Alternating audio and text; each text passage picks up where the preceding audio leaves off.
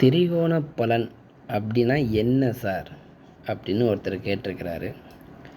Nice question, நல்ல question. யார் கேட்டது? யார் தெரியலையே, பேர் டக்குன்னு மறந்துடுச்சு. கமெண்டில் கேட்குறீங்க, உங்களுடைய இதை தனியாக எடுத்து வைக்கலை.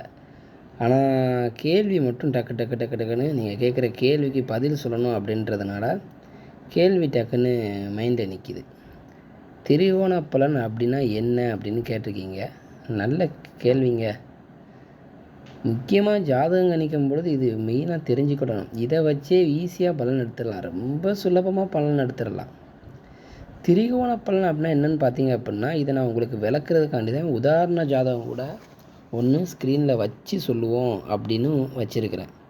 அதுக்கு முன்னாடி ஒரு முக்கியமான விஷயம், யாரோ ஒருத்தர் சார் எனக்கு 2வது திருமணம் எப்போதும் கேட்டிருக்கிறாரு கமெண்ட்டில். சரி, அவருக்கும் கொடுத்துருவோம். 2வது திருமணம் எப்போவும் கேட்டிருக்கிறாரு, அவருக்கு அடுத்த வீடியோவில் கொடுப்போம் பதில். சரி, திரிகோண பலன் அப்படின்னா என்ன, அந்த பாயிண்ட்டை இந்த வீடியோவில் பார்க்கலாம். 1, 5, 9ஆம் இடங்கள் திரிகோண ஸ்தானங்கள். 2, 6, 10 அப்படிங்கிறது பொருள் திரிகோணம். வேலை, வருமானம், இந்த மாதிரி அமைப்புகளை பொருள் திரிகோணம் அப்படின்னு சொல்கிறது தான் 2, 6, 10ஆம் இடங்கள்.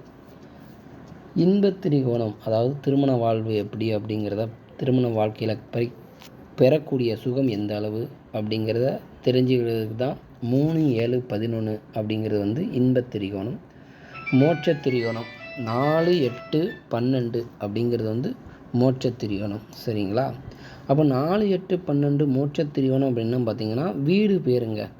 ஒரு மனிதன் தியானம் அப்படின்ற ஒரு நிலைமையில், மோட்சம்னா தியானம் தானே, தியானம் அப்படின்ற நிலைமையில் இருக்கிறது தூக்கம் தானே, ஃபஸ்ட்டு அதுதானே. அதுக்கப்புறம் தானே விழித்திருக்கும் பொழுதே தியான நிலையில் இருக்கிறது எல்லாமே. அதனால் என்னென்னு பார்த்திங்கன்னா 4, 8, 12 அப்படிங்கிறது மோட்ச திரிகோணம். அதாவது மோட்ச திரிகோணம்னா வீடு வேறு. சரிங்களா? அதனால் 1, 5, 9 நான் சிம்பிளாக ஒரு விதியை சொல்லிடுறேன். அதிலிருந்து நீங்கள் மற்ற விதியை நீங்களே போட்டு கணிச்சு கொண்டு வந்துடலாம். சப்போஸ் கணிக்க முடியலன்னு உங்களுக்கு தோணுச்சு அப்படின்னா அடுத்தடுத்த விதிக்கும் நான் அடுத்த வீடியோவில் உங்களுக்கு நான் பதிவை போடுறேன். இப்போ 1, 5, 9 அப்படின்னு திரிகோணஸ்தானம் அப்படின்னு சொன்னேன். இந்த 1, 5, 9 அப்படிங்கிறது ஜாதகரை பற்றிய திரிகோண அமைப்பு, அகம் சார்ந்த பாவங்கள். அதாவது அந்த ஜாதகருக்கு நடக்கக்கூடிய நல்லது கெட்டது சுப நிகழ்ச்சிகள், அந்த ஜாதகருக்கு நடக்கக்கூடியது எப்படி நடக்கும், எப்போ நடக்கும் அப்படிங்கிறத இந்த 1, 5, 9ஆம் இடங்களை வச்சு நம்ம கணிக்க முடியும். உதாரணத்துக்கு இந்த ஜாதகத்தை பாருங்கள். இந்த ஜாதகத்தில் லக்கணத்தை எடுத்துக்கோங்க.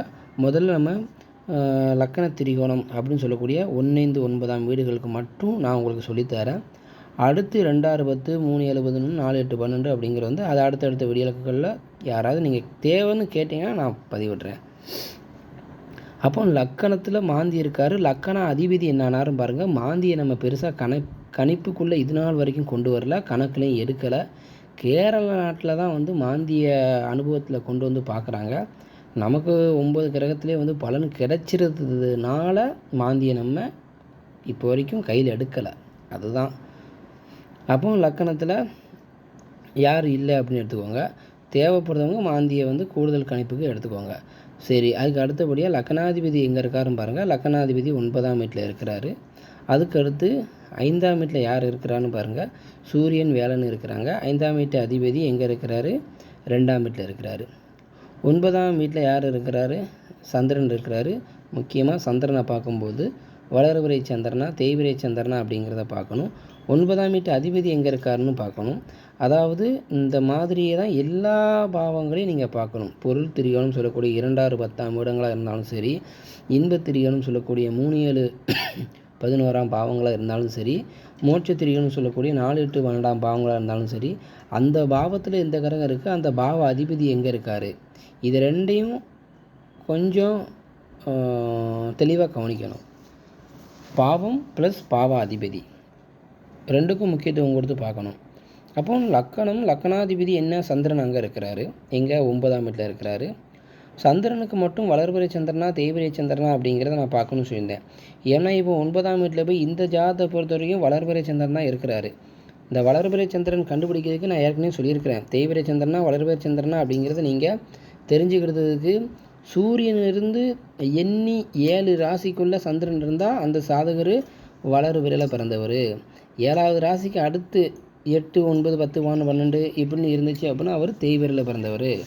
சூரியனும் சந்திரனும் ஒரே ராசியில் இருந்தாங்க அப்படின்னா அவர் அமாவாசையில் பிறந்தவர் அப்படிங்கிறத நான் அது உங்களுக்கு தெரியும். சரி, நம்ம வீடியோவை லென்த்தாக வளவலன்னு இழுக்க வேண்டாம். அப்போ 1, 5, 9ஆம் இடங்கள்னு சொல்லக்கூடிய அந்த ஜாதகருக்கு அந்த 1, 5, 9ஆம் இடங்கள் வந்து எந்த கிரகமும் இல்லாமல் இருக்கிறது நல்லது.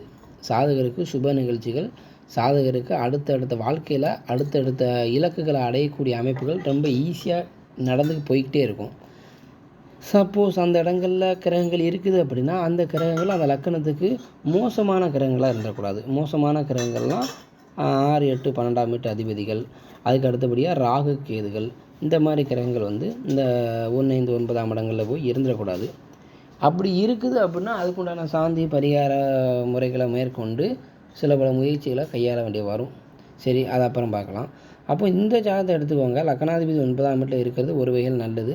இந்த ஜாதகத்துக்கு லக்கணாதிபதி சந்திரனை அடுத்து யார் பார்க்கா அப்படிங்கிறதையும் பார்க்கணும்.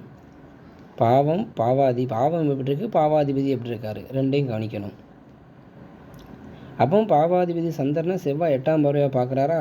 இந்த லக்கணத்தை பொறுத்த வரைக்கும் செவ்வாய் பார்வை அவ்வளவு கொடுமை கிடையாது. அதனால் செவ்வாயுடைய 8ஆம் பார்வையாக சந்திரனை கிடைக்கி அப்படிங்கும்போது நமக்கு அது வந்து ஒரு பெரிய தோஷம் கிடையாது. வேறு யார் சந்திரனை பார்க்கா, குரு பார்க்காரு, அதுவும் நல்லது தான். ஏன்னா லக்கண சுபர் குரு. அப்போ சந்திரன் நல்லாவே இருக்கிறாரு. அப்போ ஜாதகர் நல்லா இருப்பார். ஓகே, 5ஆம் வீட்டை பாருங்கள். 5ஆம் வீட்டில் வந்து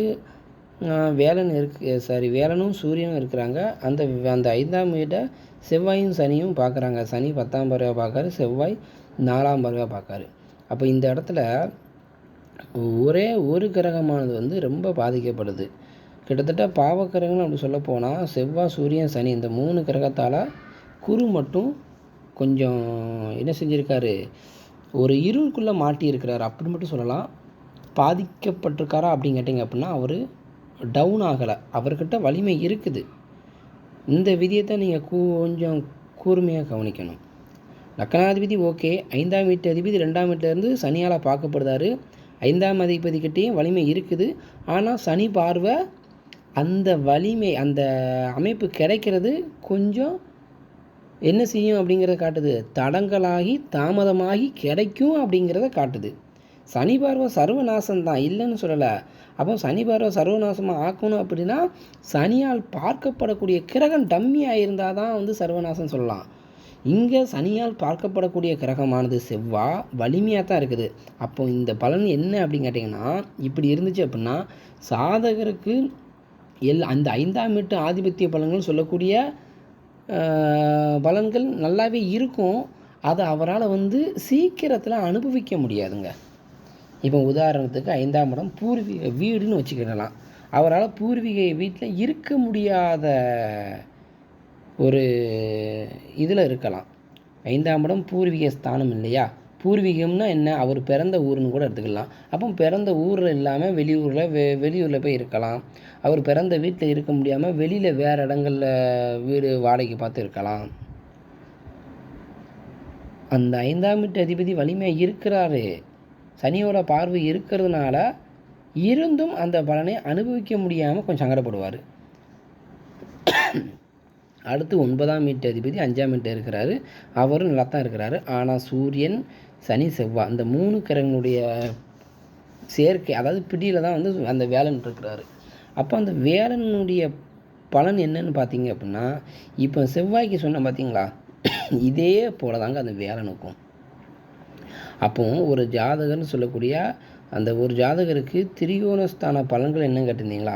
இந்த நான் வந்து ஒரு பொதுவான அந்த ஒரு விதியை மட்டும்தான் சொல்கிறேன். லக்கண திரிகோணத்தை மட்டும்தான் நான் பலன் எடுக்கிறது எப்படின்னு சொல்லி கொடுத்துட்ருக்குறேன். இதுக்கு அடுத்து 2010 சொல்லக்கூடிய பொருள் திரிகோணம் நான் இன்னும் சொன்னோம்னா லென்த்தாக வீடியோ போவோம். அப்போ இவருக்கு இந்த ஜாதகருக்கு இப்போ திருமணத்துக்கு உண்டான விஷயத்தை நீங்கள் அலசணும் அல்லது கணிக்கணும் பார்த்தீங்க அப்படின்னா 5 9ஆம் வீட்டு அதிபதி இருவரும் நல்லா இருக்காங்களா அப்படிங்கிறத பார்க்கணும். திருமணம் மட்டும் இல்லைங்க, பொதுவாகவே நான் திருமணத்தை பற்றி ஏன் சொல்கிறேன் பார்த்தீங்க அப்படின்னா, திருமணம்னு வரும்போது தான் ஜாதகத்தையே நிறைய பேர் வெளியிலே எடுக்கிறீங்க. அது வரைக்கும் மற்ற வேறு எந்த விஷயத்துக்கும் ஜாதகத்தை எடுக்க மாட்டேங்காங்க. ஆமாம், அது அனுபவத்தில் பார்க்க போனால் அப்படி தான் இருக்குது. அப்போ இந்த 1 5 9ஆம் இடங்கள் வந்து இந்த மாதிரி கொஞ்சம் மோசமாக இருக்கும்பொழுது அந்த ஜாதகருக்கு சீக்கிரமாக திருமணம் முடிய மாட்டேங்குது. எல்லாமே வாழ்க்கையில் லேட் ஆகுது. இதுதான் சிம்பிளாக சொல்லப்போனால் இப்படி தான் உங்களுக்கு சொல்லலாம். அப்போ 9ஆம் வீட்டு ஆதிபத்தியம் இப்போ 9ஆம் வீடு வந்தாச்சு. தந்தை சார்ந்த பலன்களையும் இங்கே எடுத்து பாருங்கள். அவங்க அப்படி தான் இருக்கும். தந்தையாருடைய நிலை எப்படி இருக்குன்னு பார்த்தீங்க அப்படின்னா, அவர் இருப்பார், தந்தையார் இருப்பார். தந்தையாருக்கும் இவருக்கும் பார்த்தீங்க அப்படின்னா அந்த அளவுக்கு வந்து ஒரு விட்டகர தொட்டகர இதுதான் நிலவும். ஏன்னா நான் லக்கண ரீதியான பலன்கள் தான் நான் உங்களுக்கு சொல்லிட்டு வரேன். லக்கண திரிகோணம்னா என்ன? அந்த ஜாதகரை பற்றியே பார்க்குறது. அவருடைய பூர்வீகம் என்ன, அவருடைய சொந்த பந்தம், அவருக்கு நடக்கக்கூடிய சுப காரியங்கள், அவருடைய தந்தை வழி வர்க்கத்தார்கள், அவர் யாருக்கு மகன், யாருக்கு பேரன், இவருடைய வம்சத்தை தூக்கி நிலைநிறுத்த வந்திருக்காரா, அவருடைய ராஜாங்கத்தை ஆள்வாரா. இந்த லக்கண திரிகோணத்தை மெயினாக எங்கே வைப்பாங்க அப்படின்னா, ராஜாங்க வம்சத்துலேயும் அரசாங்க வம்சாவளியிலையும் வந்து மெயினாக பார்ப்பாங்க இந்த 1 5 9ஆம் இடங்களை. இந்த 1 5 9ஆம் இடங்கள் வந்து அரசாங்க வழியிலும் சொல்ல முடியாது, அந்த மன்னர் ஆட்சின்னு சொல்ல பார்த்தீங்க, அந்த இடத்துல வந்து இதுதான் மெயினாக வைப்பாங்க. அது மட்டும் இல்லாமல் பெரிய பெரிய இந்த வசதியான வீடுகளில் வந்து பெறக்கூடிய மிகப்பெரிய வசதியான வீடுன்னு சொல்ல பார்த்தீங்களா, அதாவது சந்ததியாக வந்து இந்த தலைமுறை நீடிக்கணும்னு விரும்புவாங்க சில பேர். அந்த மாதிரி இதிலலாம் பார்த்தீங்க அப்படின்னா அந்த 1 5 9ஆம் இடங்கள் வந்து கெட்டு போச்சுன்னா வந்து சந்ததி அந்த வாரிசோடு அடிபடுதுன்னு அர்த்தம். சரி, இதே மாதிரி 2 6 10ஆம் இடத்துக்கு பார்க்க போனீங்க அப்படின்னா அடுத்த பலன் உங்களுக்கு கிடச்சிரும். இப்போ இந்த ஜாதகருக்கு பார்த்தீங்க அப்படின்னா லக்னாதிபதி ஓகே, சந்திரன் ஓகே நல்லா இருக்கார். அப்போ ஜாதகர் ஓகே, இந்த குறையுமெல்லாம் நல்லா இருக்கிறாரு. ஆனால் 5ஆம் வீட்டு அதிபதி 2ஆம் வீட்டை போனதுனால 9ஆம் வீட்டு அதிபதி 5ல் போய் 5ஆம் வீட்டு அதிபதிக்கும் சனி பார்வை இருக்குது, 9ஆம் வீட்டு அதிபதிக்கும் சனி பார்வை இருக்குது. அப்போ இந்த ஜாதகர் அவருடைய பூர்வீகத்திலே அந்தளவுக்கு எதுவும் நிலைநாட்ட முடியாது. அவருக்கு நடக்கக்கூடிய சுபகாரியங்களும் காலங்கடந்தே நடக்காதுன்னு இருக்கக்கூடிய சொல்லக்கூடிய இடம் இல்லைலாம். ஏன்னா வேலன்கிட்டையும் வலிமை இருக்குது, செவ்வாய்கிட்டையும் வலிமை இருக்குதுல்ல, நடக்குங்க, காலங்கடந்து நடக்கும். நடக்கிற தசாபுத்திக்கு ஏற்றார் போல் நம்ம எடுத்துட வேண்டியதான். சரி, தசாபுத்தியும் எடுத்துருவோம். இந்த ஜாதகருக்கு கிட்டத்தட்ட இப்போதைக்கு ஒரு 29 30 வயசு இருக்கும். புதன் தசை இருப்பவரோட என்ன போட்டிருக்கு, 5 வருஷம் 2 மாதம். சரி, 5 வருஷம் போடுவாங்க. கேது தசை ஒரு 7 12, சுக்கிர தசை 20 வருஷம் 32 கரெக்டு. அவருக்கு சுக்கிர தசை நடக்கு. சுக்கிரனை எடுத்துக்கோங்க. கடகலக்கணத்துக்கு யார், 4 11ஆம் வீட்டு அதிபதி. அவர் 4ஆம் வீட்டில் தானே இருக்கிறாரு. இப்போ தான் ஒரு முக்கியமான விஷயம். இந்த 1 5 9ஆம் வீட்டு அதிபதிகள் ராகு கேதுகளை கூடியிருந்தாலும் குத்தம், அதுவும் தோஷம்தான். அதுலேயும் பார்த்தீங்க அப்படின்னா அந்த சாதகருக்கு வந்து அகம் சார்ந்த பாவத்தில் 1 5 9ஆம் வீட்டு அதிபதிகளில் ஏதாவது ஒரு அதிபதி பேர் ராகு கேதுவை கூடினாலும் தோஷம்தான். அப்போ இந்த சாதகருக்கு இப்போ நடக்கூடிய தசை சுக்கிரன் ராகு கூடி இருக்கிறாரு, 4ஆம் வீட்டில் இருக்கிறாரு. 4ஆம் வீட்டு பலனை தான் அவர் செஞ்சுட்டு இருப்பார். சுக்கிர திசையில் என்ன புத்தி நடக்குன்னு பார்க்கணும். புத்திநாதனுடைய வேலைகளும் உண்டுல்ல. அதுக்கடுத்து சுக்கிரன் எந்த நட்சத்திரத்தில் இருக்கிறாருன்னு பார்க்கணும். நட்சத்திரத்தை பார்க்குறதுக்கு அம்சத்தில் எப்படி அப்படிங்கிறத அவங்களுக்கு ஏற்கனவே சொல்லி கொடுத்துருக்கேன். தெரியாதவங்க முன்னாடி வீடியோவை பார்த்துக்கோங்க, சரிங்களா. சுவாதி நட்சத்திரம், ராகுவோடைய நட்சத்திரத்திலே சுக்கிரன் இருக்கிறாரு. அந்த ராகு எங்கே போகிறாரு, 4ஆம் வீட்டிலே இருக்கிறாரு. ஆமாம், சாரநாதன் எங்கே, யார் என்ன ஆதிபத்தியம் எங்கே இருக்கார், அவர் எங்கே இருக்காருன்னு பார்க்கணுங்களா. இதில் ராகுவோடைய நட்சத்திரத்தில் சுக்கிரன் இருக்கிறாரு. அப்போ அந்த ராகு எங்கே இருக்கிறாரு, அவரும் 4ஆம் வீட்டில் இருக்கிறாரு. அப்போ சுக்கிரன் ராகுவோட சேர்க்கை மட்டும்தான் அங்கே இருக்குது. ஸோ சுக்கிர தசை இந்த ஜாதகருக்கு மிகப்பெரிய ஒரு கொடுமையான தசை கிடையாது, நல்ல தசை தான். சுக்கிரன் ராகுவோடு கூடியிருக்கிறது ஒரு சின்ன குறை தான். ஆனால் அங்கே அவர் ஆட்சி பெற்று தான் இருக்கிறார், அவருடைய வீட்டில் தான் இருக்கிறாரு. மற்ற கிரகனுடைய பார்வை இணைவு சேர்க்கை எதுவுமே இல்லை, ரைட்டு. சுக்கிர தசையில் தோராயமாக சொல்லப்போனால் என்ன புத்தி நடக்கும், 32 வயசு வரைக்கும் தான் சுக்கிர தசை. இப்போ ஒரு 29 30ன்னு தோராயமாக சொல்லியிருந்தேன். அப்போ சுக்கிரன், சூரியன், சந்திரன், செவ்வாய், ராகு, வேலன், சனி, புதன், கேது, சுக்கிரன். சுக்கிர தசையில் புதன் புத்தி, அவ்வளோதான். கேது புத்தியோடு முடிஞ்சு. அப்போது இந்த சாதகருக்கு சுக்கிர தசையில் புதன் புத்தி, அப்படின்னு எடுத்துக்கிட்டோம் அப்படின்னா புதன் வந்து யார் அப்படிங்கிறத பார்க்கணும். புதன் கடகலக்கணத்துக்கு 3ஆம் வீட்டுக்கும் 12ஆம் வீட்டுக்கும் அதிபதி. அவர் 12ஆம் வீட்டையே வந்து தன்னுடைய 7ஆம் முறையாக பார்த்துட்டுருக்காரு. அப்போ 12ஆம் வீட்டு பலனை தான் அவர் செஞ்சிட்ருக்கிறாரு. எப்படி செய்தார், எங்கே இருந்து செய்கிறாரு? 6ஆம் வீட்டிலேருந்து செய்கிறாரு. அப்போ லக்கணத்துக்கு 6ஆம் வீட்டில் புதன் இருந்து சுக்கிர திசையில் புதன் புத்தி, சுக்கிரன் 4ஆம் வீட்டு ஆதிபத்திய பலனை தான் செஞ்சிட்ருக்கிறாரு. புதன் 12ஆம் வீட்டு ஆதிபத்திய பலனை 6ஆம் வீட்டிலேருந்து செஞ்சிட்ருக்காரு. 12ஆம் வீட்டு ஆதிபத்திய பலன் என்ன? இடம் விட்டு இடம் மாறுறது, விரயம். விரயம்னாலே வந்து அதாவது இப்போ 4ஆம் வீட்டு ஆதிபத்திய பலன் சுக்கிரன்கிட்ட வந்தாச்சு. அப்போ 4ஆம் வீட்டு ஆதிபத்திய பலன் என்னென்னு பார்த்தீங்க அப்படின்னா வீடு, வண்டி, வாகனம், நிலபுலம், அதாவது மண்மனை சம்மந்தப்பட்டது, வீடு சம்மந்தப்பட்டது, தாய்வழி சொந்த பந்தங்கள் சம்மந்தப்பட்டது. ஆனாலும் வயசு 29 வயசு, தாய்வழி சொந்த பந்தம், அது யானை கழுதை குதிரை அதெல்லாம் கேட்க மாட்டாங்க. ஸோ பொதுவாக அவருக்கு உண்டான பலன்கள் என்ன? வீடு சம்மந்தப்பட்ட பலன்கள். அதுக்கடுத்து பார்த்திங்க அப்படின்னா வெளியூரில் போய் வேலை பார்க்குறாரு, வீட்டை விட்டு வெளியூர் போகிறது, வெளிநாடு வெளி மாநிலம் போய் பார்க்குறது. ஏன்னா 8 12ஆம் படம் அப்படின்னு வந்தாச்சு அப்படின்னா அதுவும் அப்படி தானே. ஏன்னா 12ஆம் பட்டம் தானே புதன் பார்க்காரு. அப்போ வெளி மாநிலத்தில் போய் வேலை பார்த்துட்ருக்கலாம், வெளிநாட்டில் போய் வேலை பார்த்துட்டு இருப்பார். அப்போ அதுக்கு அடுத்தபடியாக புதன் வந்து அதுக்கடுத்து எந்த நட்சத்திரத்தை இருக்கிறாருன்னு பார்க்கணும். ஏன் வெளி மாநிலத்தில் போய் வேலை பார்த்துட்டு இருப்பாருன்னு சொன்னேன்? 6ஆம் இடம் வேலைக்கு உண்டான பாவம், 12ஆம் வீடு அப்படிங்கிறது வந்து விரயஸ்தானம். இப்படி தான் பலன் நம்ம எடுக்க உங்களுக்கு அனுபவ ரீதியாக பலன் வந்துடும். அப்புறம் அந்த புதனை பாருங்கள் எந்த நட்சத்திரத்தை இருக்கிறாருன்னு தெரிஞ்சுக்கிறதுக்கு மூலம் நட்சத்திரத்தை இருக்கிறாரு. மூலம் வந்து கேதுவுடைய நட்சத்திரம். அந்த கேது எங்கே வராரு? 10ஆம் வீட்டிலேருந்து அந்த கேதுவை வந்து சுக்கிரன் பார்த்து சனியும் பார்க்காரு. 10ஆம் இடம் தொழில் ஸ்தானம் இல்லையா? ரைட்டு. அப்போ வேலை விஷயமா இடம் விட்டு இடம் மாற முடியுமா அப்படின்னு தான் இவர் கேட்க வருவார். அதை பற்றின கேள்விகள் தான் இவர்கிட்ட இருக்கும். இடமாற்றத்தை எதிர்பார்ப்பார், பார்க்குற வேலையில் இடமாற்றத்தை எதிர்பார்ப்பார். அதுக்கடுத்து இருக்கிற வீடில் வீடு விட்டு வேறு வீடு போகணும் அப்படிங்கிறத எதிர்பார்ப்பார். இந்த மாதிரி பலன்கள் ஃபுல்லாமே இவருக்கு சுக்கிர திசையில் புதன் புத்தியில் நடந்துகிட்ருக்கும். சரி, அப்போ கல்யாணம் அப்படின்னு நீங்கள் கேட்டிங்க அப்படின்னா என்ன பண்ண? கல்யாணத்துக்கு உண்டான பலன்கள் இவருக்கு வரலை. சரி, இப்படி இருக்கும் பொழுது கல்யாணம் பண்ணி வைக்கலாமா? ஏன்னா ஒரு 29 30 வயசு ஆச்சு அப்படின்னாலே வந்து வீட்டில் பேரண்ட்ஸ் வந்து பையனுக்கு கல்யாணம் பண்ணி வைக்கணும் தானே வருவாங்க. அப்போது இந்த பையனுக்கு கல்யாணம் பண்ணி வைக்கலாமா அப்படின்னு கேட்டு வராங்க. அப்படின்னா இந்த மாதிரி நேரத்தில் கல்யாணம் பண்ணி வச்சா நீடிக்குமா அப்படிங்கிறத அடுத்து வரக்கூடிய புத்தியிலையும் திசையிலையும் பார்த்து நம்ம செய்யணுங்க. அப்போ அடுத்து வரக்கூடிய திசா புத்தின்னு பார்க்க போனால் அடுத்து வரக்கூடிய இதில் புதன் புத்திக்கு அப்புறம் கேது புத்தி வருது. ஏன்னா இப்போ திசை ஒன்றும் பிரச்சனை இல்லை. புதனும் வந்து 6ல் ஓராரு, அவருக்கு எந்த விதமான பாவக்கரனுடைய தொடர்போ தோஷமோ எதுவுமே இல்லை. 7ஆம் வீட்டு அதிபதியும் கொஞ்சம் நல்லா தான் இருக்கார். அப்போது திருமணம் முடித்தா பெரிய தோஷம் அப்படின்னு சொல்லக்கூடிய வகையில் பாதிப்பு வர்றதுக்கு உண்டான நேரம் இல்லை. புதனுக்கு அப்புறம் வரக்கூடிய புத்தி கேது புத்தி. கேதுவுக்கும் பார்த்திங்கன்னா சுக்கிரனுடைய பார்வை இருக்குது.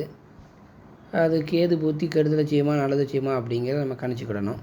அதுக்கடுத்து சுக்கிர தசை முடிஞ்சிடும், சூரிய தசை வரும். சூரியன் வந்து குருவோட கூடியிருக்கிறாரு. செவ்வாயினுடைய பார்வை சூரியனுக்கு இருக்கிறது நல்லது தான் இந்த லக்கணத்துக்கு, அதாவது கடக லக்கணத்துக்கு. சனியோட பார்வை இருக்குது, கொஞ்சம் அளப்பறையோட சூரிய தசை கழியும். பரவாயில்ல, கல்யாணம் முடிக்கலாம். சரியா? கல்யாணம் முடிக்கிறதுனால ஒன்றும் பாதிப்பு இருக்காது.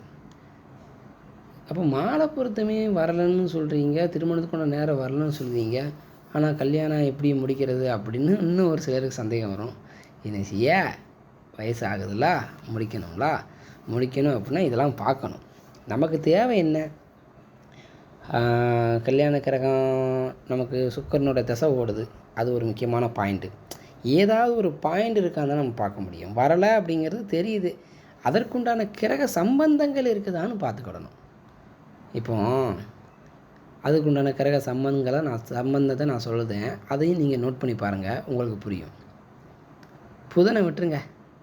ஏன்னா புதன் வந்து 12ஆம் வீட்டு பலனை தான் அவர் கொடுத்துட்ருக்காரு. 3ஆம் வீட்டு பலனை கொடுக்குறாரு அப்படின்னா கல்யாணம் முடிஞ்சிரும்னு சொல்லிடுவேன். ஏன்? ஆண்களுக்கு 3ஆம் இடம் என்ன? சிற்றின்ப இது இல்லையா, உங்களுக்கு ஏற்கனவே சொல்லியிருக்கோம்ல. அப்போ கேது புத்தியை கணக்கில் எடுங்க. கேது வந்து யார் பார்க்கா, சனி பார்க்காரு. சனி யார், 7ஆம் வீட்டுக்கு அதிபதி. அடுத்து யார் பார்க்கா, சுக்கிரன் பார்க்காரு. சுக்கிரன் களத்திர காரகன். அப்போ புதன் புத்தியினுடைய எண்டில் முடிக்கலாமா? புதன் புத்தி முடிய போகிற ஒரு 6 மாதத்துக்கு முன்னாடி முடிச்சு விடலாம்ல? அல்லது புதன் புத்தி மொத்தத்தில் சுக்கிர திசையில் புதன் புத்தி எவ்வளவு, 20×17 போட்டு பெருக்கி பாருங்கள். அப்போது புதன் புத்தியில் வந்து ஒரு 2 வருஷம் அப்படின்னா ஒரு 1.25 வருஷம் கழிஞ்சதுக்கப்புறம் கல்யாணத்தை கடைசி அந்த எண்டில் வச்சு விட்டோம் அப்படின்னா, கேது புத்தியில் இல்வாழ்க்கையை அவர் சுகத்தை அனுபவிப்பார். அதன் பிற்பாடு சூரிய புத்தி வரவும், சூரிய புத்தி நல்லா சூரிய தசை வரவும், சூரியன் யார், தந்தைக்கு காரகன் இல்லையா? அப்போ அவர் தந்தை ஆகக்கூடிய அந்த பலன்கள் வந்து கொஞ்சம் தடை தாமதங்களோடு இழுத்து அடித்து கொண்டு போய்கிட்டே இருக்கும். அதாவது குழந்தை பாக்கியம் லேட்டாகும்னு சொல்ல வரேன். சூரியன் பிதிர்காரகன், உடனே தந்தைக்கே போகக்கூடாது. இவர் தந்தை ஆகக்கூடிய நேரம் இருக்கா? ஏன்னா சூரியன் 5ல் போகிறாரு. இப்போ தான் சொன்னேன் அகம் சார்ந்த பாவம் அப்படின்னா லக்கண திரிகோண ரீதியான பலன்னு சொன்னேன். அவர் தந்தை ஆகக்கூடிய பலன். ஏன் சூரியனை சனி பார்க்காரு, தந்தை ஆயிடுவார், கொஞ்சம் லேட் ஆகும். அதுலேயும் லேட் ஆகும். ஏன், சனி பார்வை இருக்குல்ல, 5ல் பாவக்கிரகம் இருக்கக்கூடாதுல்ல. பாவக்கிரகம் எங்கே இருக்கணும், சுபக்கிரகம் எங்கே இருக்கணும் அப்படிங்கிறதே இருக்குது. திரிகோணத்தில் சுபக்கிரகங்கள் இருப்பது உத்தமம்.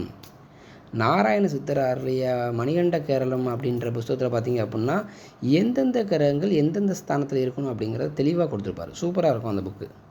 அதெல்லாம் அடிப்படை ஜோதிடம் படிக்கும்போது தாங்க உங்களுக்கு அந்த மாதிரி புஸ்தகம்லாம் கையில் வச்சுக்கணும். ஆனால் மேற்கொண்டு பலன் பார்க்கும்பொழுதும் இதர புஸ்தகங்கள் உங்களுக்கு தேவை தான்.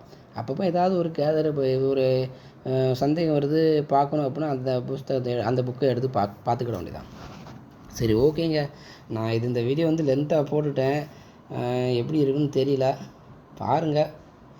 அடுத்த வீடியோவில் ஜோதிட ரீதியான வேறு சில பலன்களோடு உங்களை நான் சந்திக்கிறேன். வணக்கம்.